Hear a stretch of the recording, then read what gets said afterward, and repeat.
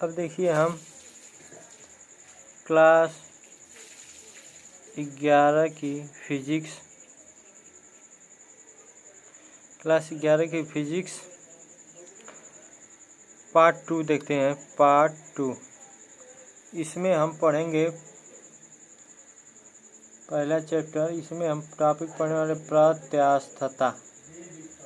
प्रत्यास्थता क्या होता है? प्रत्यास्थता को समझने के लिए पहले हम विरूपक बल समझेंगे। विरूपक बल क्या होता है? विरूपक बल क्या है? विरूपक बल क्या होता है? तो विरूपक बल वह बल है जो किसी वस्तु के जब किसी वस्तु पर हम विरूपक बल लगाते हैं तो वस्तु के आकार, आकृति और लंबाई में क्या आ जाता है? परिवर्तन होता है। तो लिख लीजिए,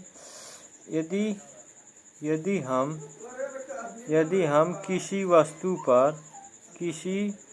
वस्तु पर विरूपक बल लगाएंगे, विरूपक बल लगाने पर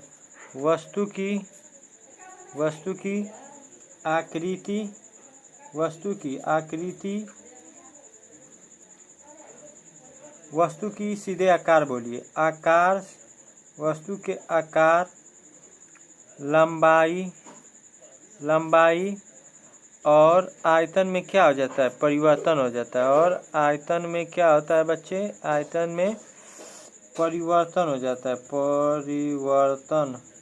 परिवर्तन हो जाता है।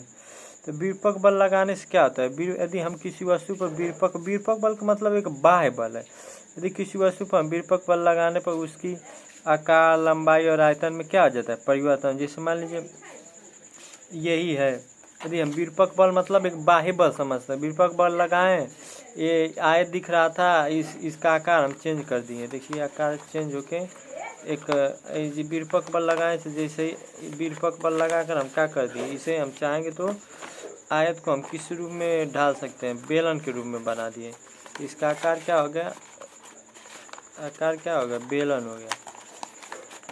हो गया। देखिए बेलन टाइप हो गया। तो विरूपक बल लगाकर हम किसी वस्तु के क्या कर सकते हैं? आकार में चेंज कर सकते हैं और लंबाई में भी चेंज। मान लीजिए कि रबड़ है, तो रबड़ क्या करेंगे?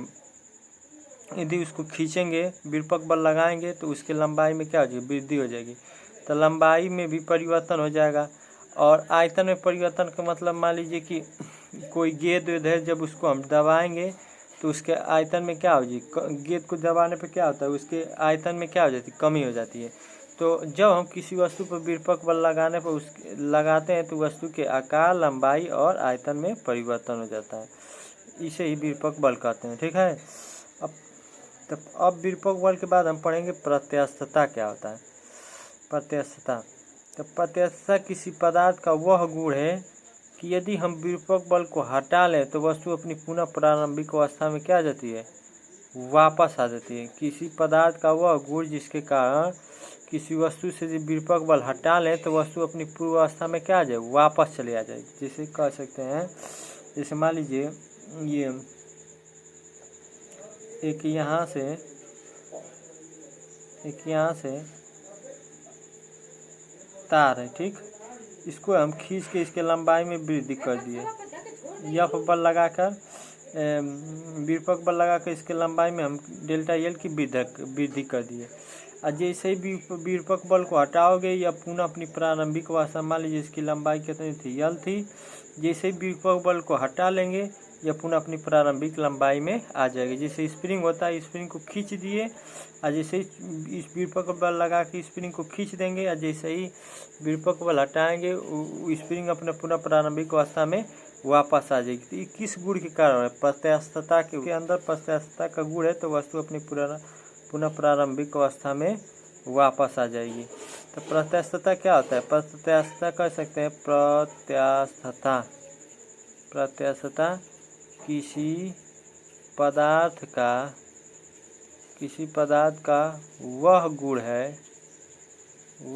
है यदि विरूपक बल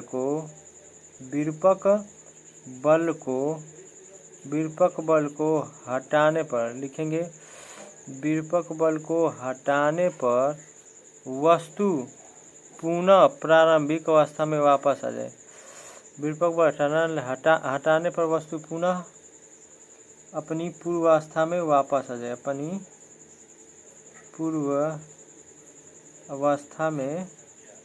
पूर्वावस्था में क्या आ जाए, वापस आ जाए, वापस आ जाती है। इसे इस गुण को ही क्या कहते हैं, प्रत्यस्थता कहते हैं। प्रत्यस्थता किसी पदार्थ का वह गुण है कि यदि विरूपक बल को हटाने पर वस्तु अपनी पुनः प्रारंभिक अवस्था में वापस आ जाती है तो उसके अंदर हम क्या कहते हैं, प्रत्यस्थता का गुण है। जो भी वस्तु विरूपक बल को हटाने पर अपनी प्रारंभिक अवस्था में वापस आ जाती है उसके अंदर प्रत्यस्थता का गुण होगा। जिससे हम सोफा पर बैठते हैं और सोफा पर बैठकर जिसे आप उठेंगे तो क्या होगा, सोफा पुनः अपनी प्रारंभिक अवस्था में वापस आ जाए, इसका मतलब उसके अंदर क्या है, प्रत्यस्थता का गुण है। रबड़ को हम खींच कर बढ़ा दे रहे हैं, फिर छोड़ेंगे तो हम पुनः प्रारंभिक अवस्था में वापस है, इसका मतलब उसके अंदर प्रत्यस्थता का गुण है। जैसे स्प्रिंग को खींच रहे हैं फिर छोड़ दे रहे हैं, पुनः स्प्रिंग अपनी प्रारंभिक अवस्था में वापस आ जाए, इसका मतलब स्प्रिंग में भी प्रत्यस्थता का गुण है। तो जो भी वस्तुएं विरूपक बल को हटा लेने पर पुनः अपनी प्रारंभिक अवस्था में वापस आ रही है, इसका मतलब उसके अंदर प्रत्यस्थता का गुण है। यदि प्रत्यस्थता का गुण नहीं रहेगा तो वस्तु अपनी पुनः प्रारंभिक अवस्था में वापस नहीं आएगी। जैसे गीली मिट्टी देखे हैं, गीली मिट्टी को हाथ से विरूपक बल लगाइए और हाथ से गड्ढा कर दीजिए, तो क्या गड्ढा पुनः फिर अब गड्ढा कर देंगे तो पुनः प्रारंभिक अवस्था में नहीं ना आएगी। अब जैसे गड्ढा कर देंगे वैसे ही दिखेगा, तो उसके अंदर प्रत्यस्थता का गुण नहीं है, ठीक है ना। तो जिसके भी अंदर यदि प्रत्यस्थता का गुण होगा तो वस्तु अपने पुनः प्रारंभिक अवस्था में वापस लौट आएगी।